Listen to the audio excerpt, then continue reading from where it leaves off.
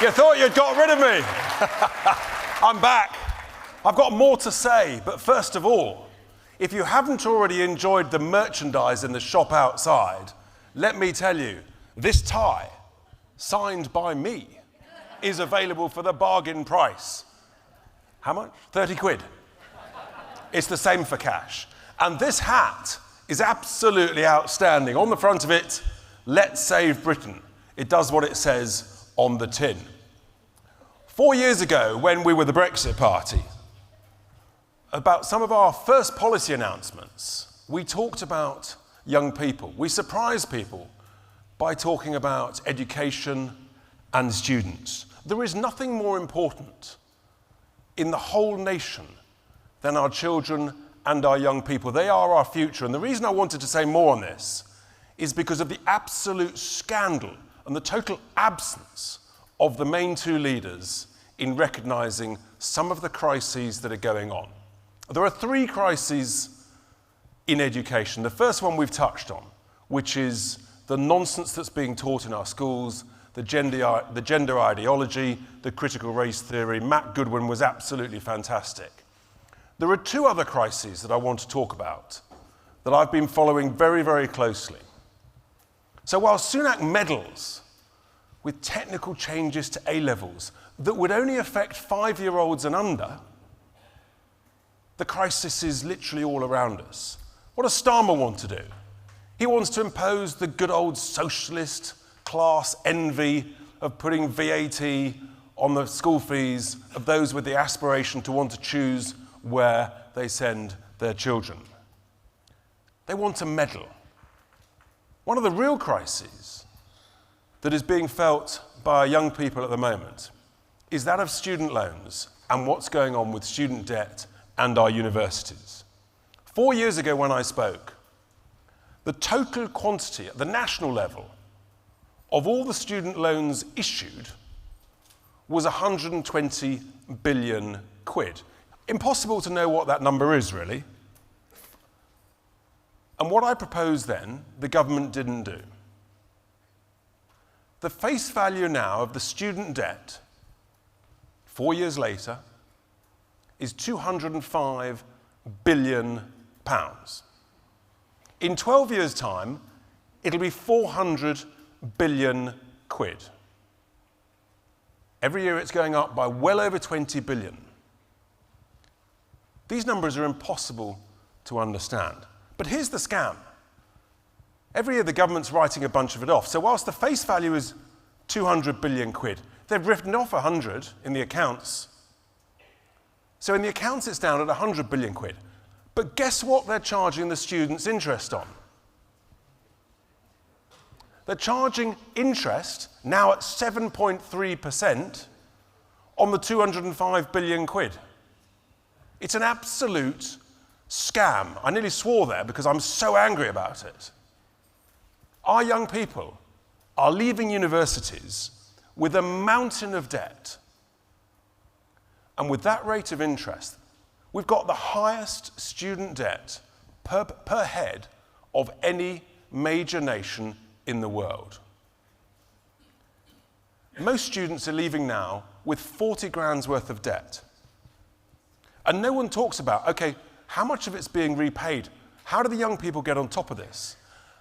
Unless you're earning 60 grand a year, which is double the average national salary, you will not be able to pay the interest on your loan, let alone pay back any of the capital. How demoralizing, how demotivating, how de-energizing is that to our young people? It's not surprising they feel they're getting a bad deal. How the hell can they try and save a deposit when they're being charged that much interest? I'll give you a couple of examples. Someone very close to me left uni 3 years ago. Showed me their statement, 40 grand debt. A couple of weeks back, showed me the statement now. He's had a good job. He's doing well. He's flying along. He's now earning almost double the average salary in the country. He showed me a statement, 47 grand. You see what's happening? You see the impact that has on our young people. Utterly devastating. I was on the train a couple of days ago, fiddling around, writing some speeches, and the lady next door, who's probably late 20s, she happened to see I was sort of writing about education, and she said, I've got to tell you, I was at Durham, she said. They told me that in order to set myself apart, having just done a degree, I should do a master's so that I would become really special to employers.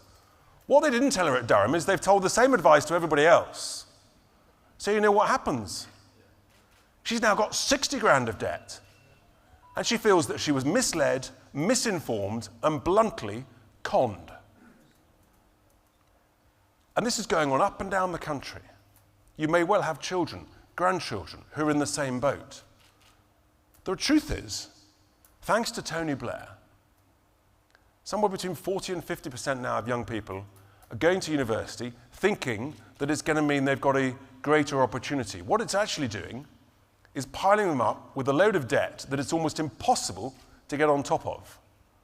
The irony of his son, Ewan Blair, who's made tens and tens and tens of millions of pounds of profit, telling people to do exactly the opposite. Not go to university and do apprenticeships instead. I mean, this is really serious for our young people. It's also incredibly serious for us taxpayers. The truth is, we're all being ripped off, and it really winds me up. There's nothing that annoys me more than a rip-off. So the taxpayers being ripped off, our young people, the future of our country, are being ripped off and demoralised. Far too many of these degrees are absolutely useless. In fact, only this week, there was something on one of the TV programmes, there's a new degree in magic. Seriously? I wasn't sure whether it was an undergraduate degree or a master's. How can you do a master's in magic? Just do the bloody magic, for God's sake. Why would you want to rack up a load of debt? But this is what's going on. Our young people are being completely and utterly ripped off. It's an outrage. What do we do about it? There's three simple things. It's basically the same as I said 4 years ago, but it's so much more serious now. The first thing you've got to do is you've got to scrap the interest on these loans. No interest whatsoever. The second thing you've got to do, a lot of these degrees are actually, you could do them in 2 years. Many students are getting 8 or 9 hours lectures a week if they're lucky. 23 weeks a year. Why can't they have the choice to say, well, actually, I don't want to do it in 3 years, I want to do it in 2 years and save myself 15 or 20 grand? That should be their right. Absolutely essential. The third thing we've got to do is we've actually got to say, no, we're not going to have a lot of these useless degrees. There's got to be a freeze and a reduction on the university student numbers. The only people benefiting are the lefty academics and the universities themselves. Everybody else, everybody else is being conned, and it's an absolute outrage. How do you pay for not having the interest? The extra capital repayments will more than pay for that. Reducing the numbers by 15 to 20% is what we've got to do. That will help pay for it. And having 2-year degrees as an option will again dramatically reduce the numbers. We have to do this, because otherwise our young people will feel increasingly ripped off. Not a word from Starmer, not a word from Sunak. They just don't seem to care. The other crisis in universities is what's going on with student visas for international students.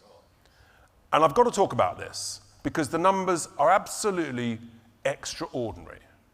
4 or 5 years ago, there were about 200,000 international student visas granted.